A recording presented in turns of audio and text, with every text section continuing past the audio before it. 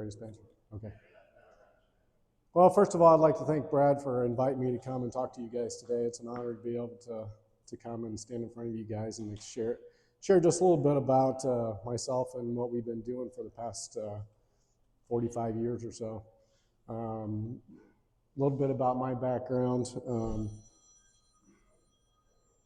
I used to own a lab called Agri Labs in Auburn, Indiana. My father-in-law started that back in 1979, and then I helped him implement the GPS program in 1995. And ever since then, we've just been continuously learning. We do own a lab, but I really tell people we're a consulting business that owns our own lab. So we control the process from beginning to end. So, you know, we can run all kinds of crazy tests and do all kinds of stuff that most consultants can't do because we do it in the lab, quote, for free. But in 2022, we partnered with some other labs, and we're now a Devron company. And so in Auburn, Indiana, we have a lab. We have one in Iowa called Frontier Labs. In Frontier and Auburn, we run basically general fertility stuff. Woods End Lab in Maine is a high-end lab that runs a lot of compost and a lot of soil health. So the guy that started that lab is probably one of the fathers of soil health. He started soil health, you know, decades ago, and that's what that lab focuses on. And then A&L Canada is the biggest lab in Canada. They run about 80% of the samples that go through Canada. Not only do they do fertility samples, but they also have A&L Biological. And I've never been in a lab as crazy as that lab. They will take a plant and plant it in a sterile medium and grow it. And then they'll inject that plant with whatever disease or fungus or bacteria that they want to study. And then they'll try to cure that plant. So they have these big rooms full of plants that are growing in a clear liquid, and you can see all the roots and everything. It's kind of a gel.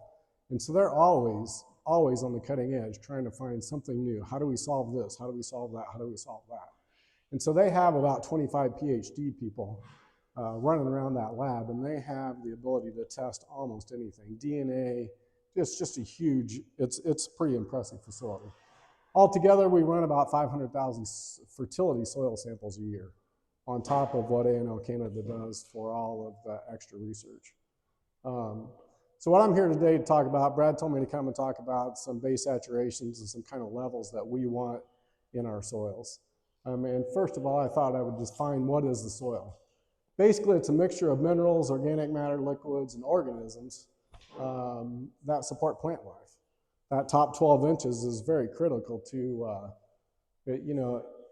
it's everyday life. It's everyday life for us.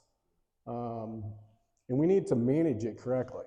And if we manage it, we have to measure it to manage it correctly. So we've all seen this barrel. Universities love to talk about this barrel. It's the Lebig's law of least, basically. So everybody pops this up here, and we run around and we say, okay, let's fix the shortest stave in the barrel and stop the bleeding. We got a low yield problem. Let's fill it up with nitrogen. Let's fill it up with sulfur. Let's fill it up with whatever the least is. In all the years that we've been doing tissue samples like Brad was talking about, a lot of times we find that the excesses are the problem, and that's why we got a least. Don't add more of one thing if we don't need it. We've got to add the right thing to balance everything out. And that starts with the soil. So is more, higher, better? Is that going to get us better yields? Maybe. So then, if we're playing around with nitrogen, we're playing around with potassium, we're playing around with sulfur, we got to think about the interactions. This chart really, to me, is actually kind of crazy. It's really hard to follow what's going on in here. And this chart doesn't even talk about sulfur. Where's sulfur on this chart? I don't even see it on that chart. So I decided to just simplify this down a little bit. Optimal supply of nitrogen, if it's optimal, then the uptake of potassium, phosphorus, all these other elements come up in the plant a lot easier than if we have excessive nitrogen. Optimal levels of copper and boron improve nitrogen uptake. Optimal levels of molybdenum improve nitrogen as well as phosphorus. We're still talking about optimum levels, but we got to figure out what those optimum levels are. Optimal levels of zinc and calcium. So this really just breaks it down so it's a little bit easier to find instead of tracking all those red lines all over the place. What we find, though, is the antagonism that happens when we get high rates of nitrogen. Those same things that are a benefit are now not being uptaken in the plant correctly because we got too much nitrogen, or we got too much phosphorus, or we got too much potassium. So excesses actually cause us problems, and most guys don't look for that. I have conversations all the time. How do I get higher yields? I want 300 bushel. How much more nitrogen do I need? Well, you probably don't need any more nitrogen because you're drunk on nitrogen. The ag industry loves nitrogen as a solution. The horticulture industry for making plants green and growing them is magnesium. The turf industry is iron. Can you imagine what Augusta fairways would look like if they used a lot of nitrogen on their golf course? They would be mowing that thing all the time trying to keep that grass short. They use a lot of iron to make sure that that thing stays green. So different industries handle that differently. Excessive iron reduces zinc uptake. Excessive zinc reduces magnesium uptake. Manganese uptake. So these are the things we almost always see when we go out to fields. We see excessive nitrogen, we see excessive potash use, low boron, low zinc, low copper, and low magnesium. How many of you guys have ever got a recommendation for magnesium? How many people's ever spread magnesium? Usually it comes in lime. Usually it gets balanced out with your pH, but nobody thinks about magnesium. We'll talk a little bit about that as we go through this. But let's take a step back. CEC is very important in this whole process because everybody likes to talk about base saturations. If I have a base saturation of 4, let's pretend like this is a 5-gallon plastic bucket and this is a 2-gallon plastic bucket.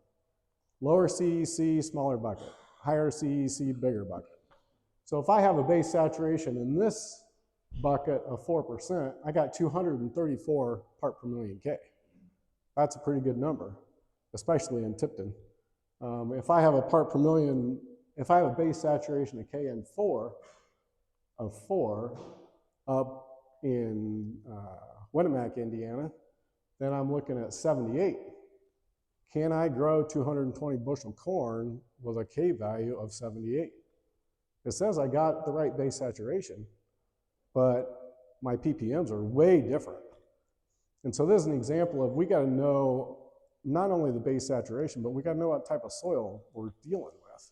We got to know what the CEC is to figure out is that really a good number? Because this is in red for a reason, because that signals that we should have potassium deficiency in that soil. And so then the question becomes is how do we balance all this out? So Canada, with all their research, developed this test that they call Vitalis. And the reason they call it Vitalis is because Vitalitas means vigor and Talis means earth. So the vigor of the earth, which symbolizes what we're aiming to assess, we want vigorous soils that's going to grow good plants for us. And all this research came from Canada. It still applies here because I back tested a lot of this stuff here as well. So they spent 12 years developing this whole test, and they're looking at stimulating organisms, stimulating plant microbiome in the root zone, and at the end of the day, the soil test health correlates very well with yield. So we're going to talk a little bit about this. Most people will go out and, you guys get a soil test that looks like this. Maybe some of this other stuff you'll see on there. But they took into 487 different factors when they did this study. And so what they did, they went out to high yield areas and low yield areas, and they wanted to try to figure out why are we getting high yields in some areas and low yields in others. And so with all their DNA testing and all the capabilities they had, they did 487 different tests on all of those trials over those years to figure out what the difference was. So this is basically the up close of the report. But what we're really trying to do is figure out what the balance is and how do we balance our soils so that we get the right microbiome going in the soil, the right biology going into the soil to feed the plant, because that's really what's feeding the plant. So we've got our standard chemical, we got our standard chemistry up here at the top. We've got a soil health index down here. We got some residual chemistry here. But the real key to this whole thing is this right here, this chart right here. So they're telling you what your CEC is. That's important to know, the size of the bucket. But the single biggest factor in determining soil health and the biology of the soil is this K to mag ratio. If I have an ideal K to mag ratio, I can grow 226 bushel corn with a K reading in the 50s.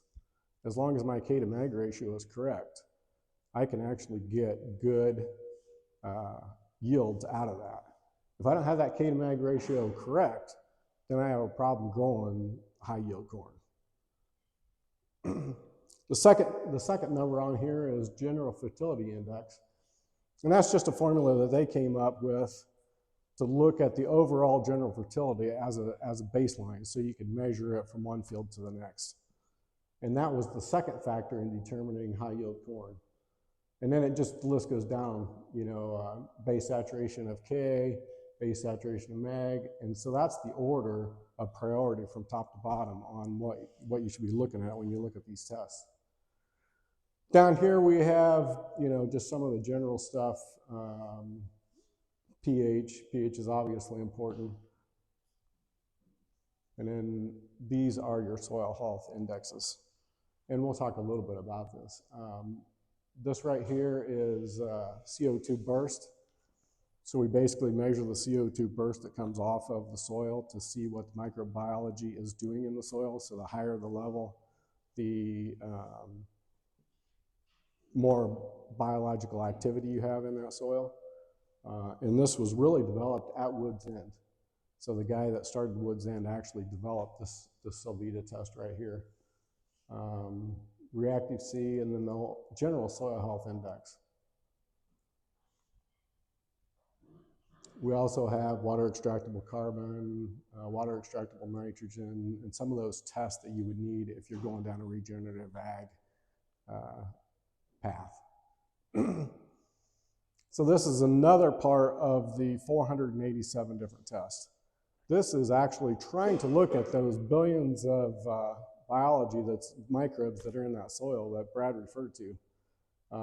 This test actually groups them by the various groups. You got your nitrogen fixers, you got all those different ones that are in here that are good and bad. And so they looked at all of those and they tried to shove them into categories. And so this is really a test that at the end of the day, we can't change. If we go out and throw out a little bit of a biological piece, whatever we're putting on our seed, all this crazy stuff that we put on our seed, it may not have an effect because there's so many out there. And so then how do we affect this? And if you go back to that K to mag ratio, the biggest effect is the K to mag ratio on all of this stuff. Some of these are considered pathogens, but they're not really pathogens if they're always present in the soil, and they'll infect your plant and make it sick, unless the ratio is right between all the other stuff. And so once we start dialing in that K to mag ratio and getting it correct, then that balances out and we get a better, healthier plant.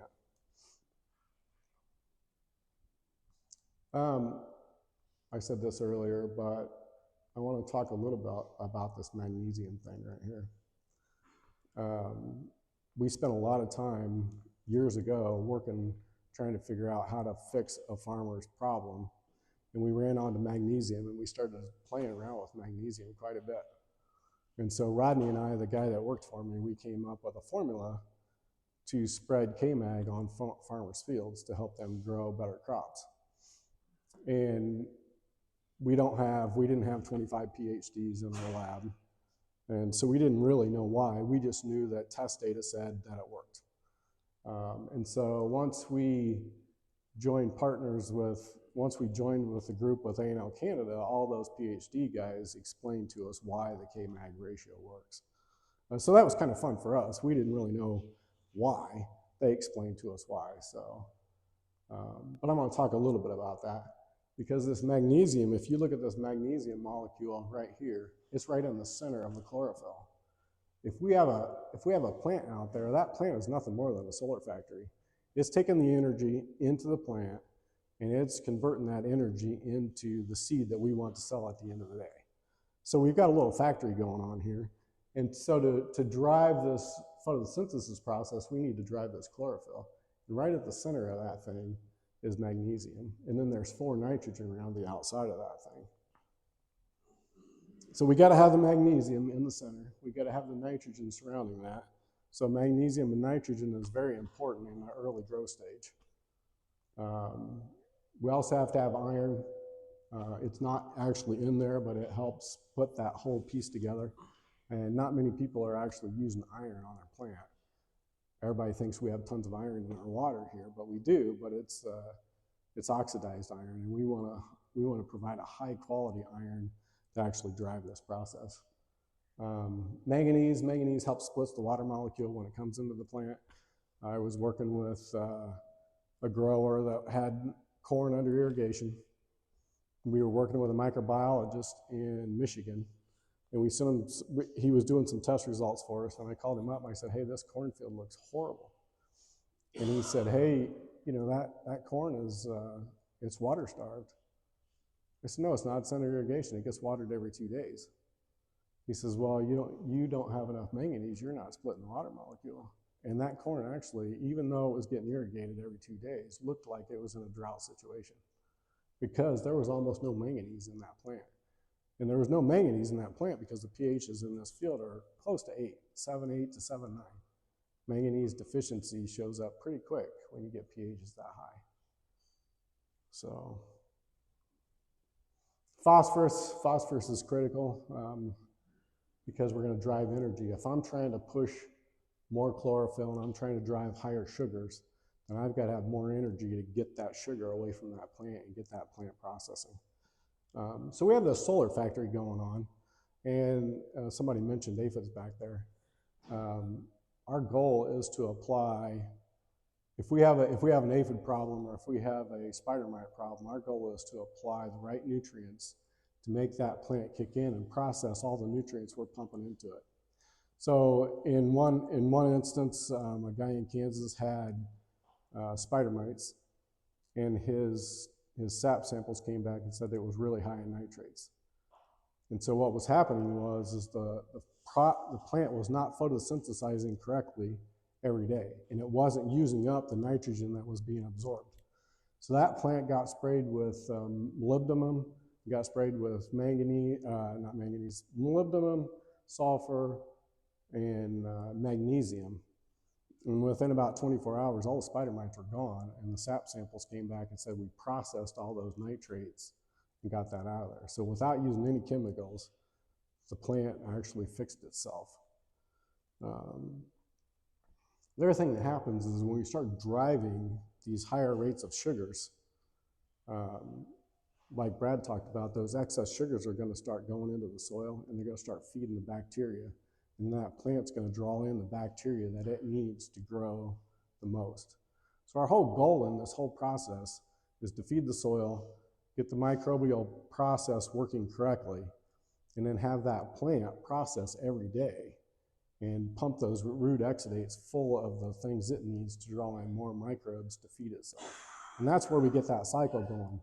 One of the things that we learned in our high yield test plots is, you know, like Brad said, you go out and you spray today, and 10 days later, you know, you got a spike in boron, 10 days later, it's gone. And then you got a spike in boron again, and 10 days later, it's gone. And, you know, working with a microbiologist, he's like, yeah, you guys will spray yourself to death. And I said, we are. We're spraying stuff every 10 days trying to get these high yields, sometimes 7 days. He said, until you fix the microbiome on the soil, you're going to continuously do that. And it's a hard thing to balance for sure. So we're going to talk a little bit about phosphorus. I thought this chart was interesting, and I think there's a presentation about phosphorus solubility coming up. But phosphorus does a lot of things for us. Root hair proliferation, increased nutrient mining, increases the microbes in the rhizosphere, which is what we want. Starvation, this is where we kind of get into if you got a phosphorus starvation situation where you start getting those what we call pathogens. Some of those microbes turn into pathogens basically because there's an imbalance and they start attacking your plant. So we got to have the right amount of phosphorus in the soil as well. But the thing that I thought was key about this plant, or about this slide, is look at the difference in how hard it is to get that phosphorus into that plant. In our high yield test plots, we try to drive as much phosphorus into that plant as we can get, so that we got the energy to produce that sugar, to move all that sugar and stuff around in that plant. And we struggle getting that in there. When you have $800 MAP prices and corn's $3, $3.50, whatever it is, it's very hard for me to tell a guy to go spread phosphorus because we're not seeing it get in the plant that well. It's really hard to make that pay back. And so I think this illustrates exactly why we're doing that.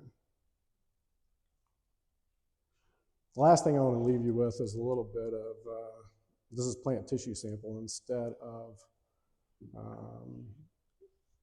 soil. So I'm deviating for a little bit from what Brad said, but this is yield and zinc. So if I'm saving you money on spreading potash and getting the right balance in the nutrients, then where are we going to spend all that extra money? And I have this conversation quite a bit with people. And a lot of guys just go back to, hey, let's just flat rate 200 pounds of potash. Well, that's fine until you start looking at these charts, because zinc and copper and boron in these fields that we test all over the country are woefully low in all of those. And so if I'm shooting for 350 bushel corn, you know, I need to get some zinc in that plant. If you add the right amount of zinc, you can actually make, and I've seen pictures, you can actually make the leaf surface bigger. When I make the leaf surface bigger and thicker, I just made a better solar panel to collect more energy.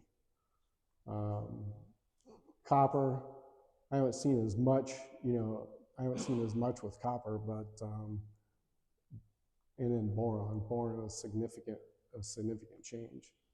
So when I try to talk to guys about what do we need to do, we need to balance the soil.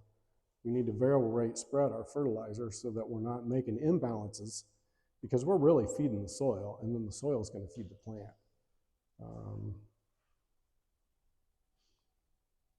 So takeaways, basically variable rate spread your P and K, pay attention to the K micros, and then spend that money on zinc and the copper and the boron. Okay, that was pretty fast. Anybody have any questions? So basically on the P, you're saying that, that's why for decades we've been using concentrated bands of phosphate instead of put more right close to the plant. The root ball of the plant has a lot more access than broadcast. Right. Yeah. We had two farmers that were side by side. One had spread hog manure for years, decades. His P values in his soil were close to 100, and his neighbors were about 12 to 15. And they both were using basically the same programs, same fertility programs. And the one guy that was not spreading any, he had the Mr. 15 part per million, decided to drop his in-furrow out, and the only thing he put in his in-furrow was a phosphorus solubilizing bacteria.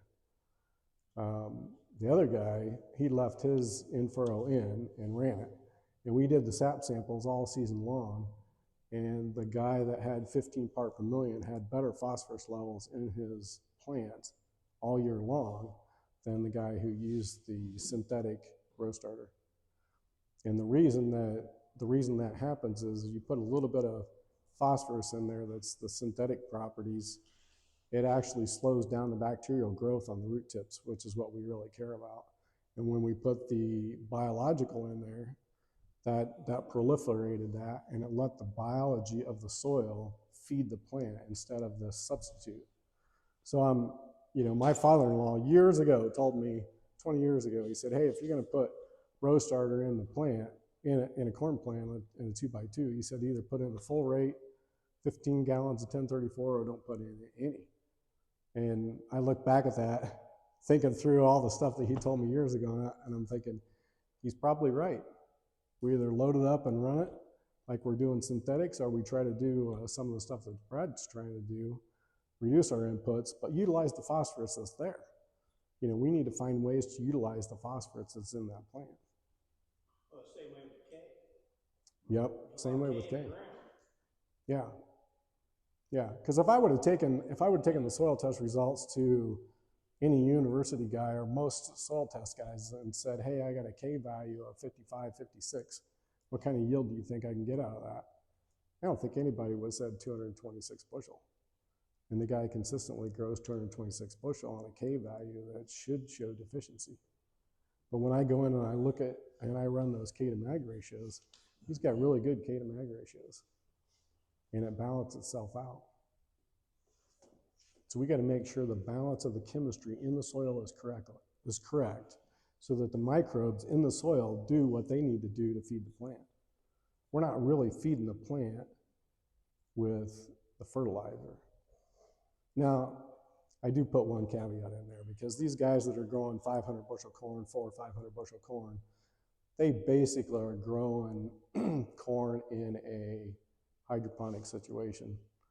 They're pumping in the nutrients every week, like Brad said, at the base of that plant, usually at the base of that plant, to make sure that that plant has everything it needs.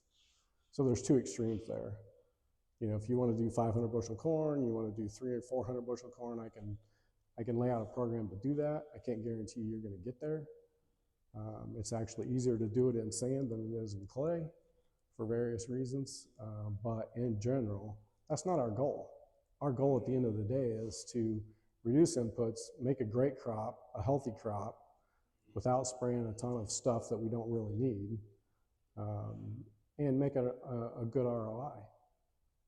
It's fun to play with the 400 bushel guys, but and it's leading edge, it's cutting edge, so that pushes us down the road for the average guy to go from 200 to 220 to 260 to 280. It's fun to do that stuff, but in general, it's not practical yet. I'll ask you another question. We were talking about over nitrogen, too much nitrogen, saturated nitrogen. What should really be let's say you use pounds of nitrogen per bushel of corn. Where should that, like a lot of guys say 0.7. If you grow a bushel of corn with 0.7 pounds of nitrogen, that's acceptable. What should that number be? That number, changes. Variable number. So most of my high yield guys they're running about 0.7. We really didn't change their nitrogen program much. The amount of nitrogen they're using to get those 300 plus bushel yields. We actually changed the magnesium, we changed the manganese, we changed the boron, we changed the zinc. We really didn't do much at all with nitrogen. It's the same rates. We're using the same rates that they were using before. When they were getting 210 bushel, they were still putting on 210 pounds of N. When they're getting 300 plus bushel, they're still putting on 210 pounds of N. Over the years, it's the same. A lot of guys have reduced their nitrogen rates, and their yields keep going up. Yeah. That's true for me. Yeah. So it's safe to say, Doug, that you and I have had a conversation, years. The entire industry has been focused on macro nutrients for so long. Because that's a big, sexy thing to sell out there in the ag chem retail space. And I'm not faulting them. In the fertilizer market, that's where they make their margin. It's interesting to look at soil tests. A lot of times, and the amount of money you're spending every year on fertilizer seems to be the same amount, which is interesting to me based on testing. But there's been such a huge focus on macro that I think we could probably all argue our macro levels for most farms are in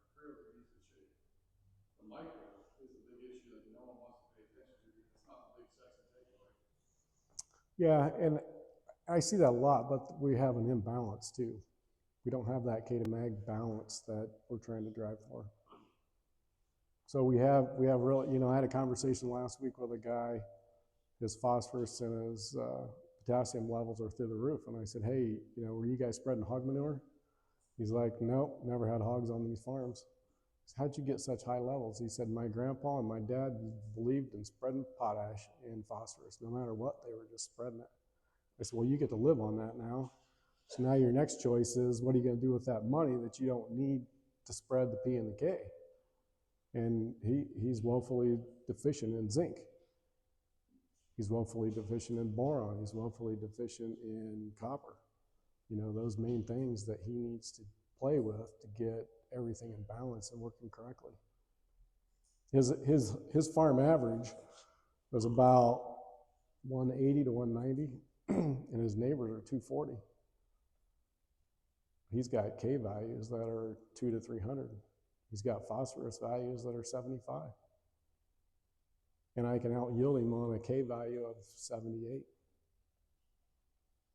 And it's all about the K to mag ratio. It's not all, that's not the only thing, but that's a critical part of the whole piece. Everything else in his farm looks good. pHs look good. It's all the micros that he's missing.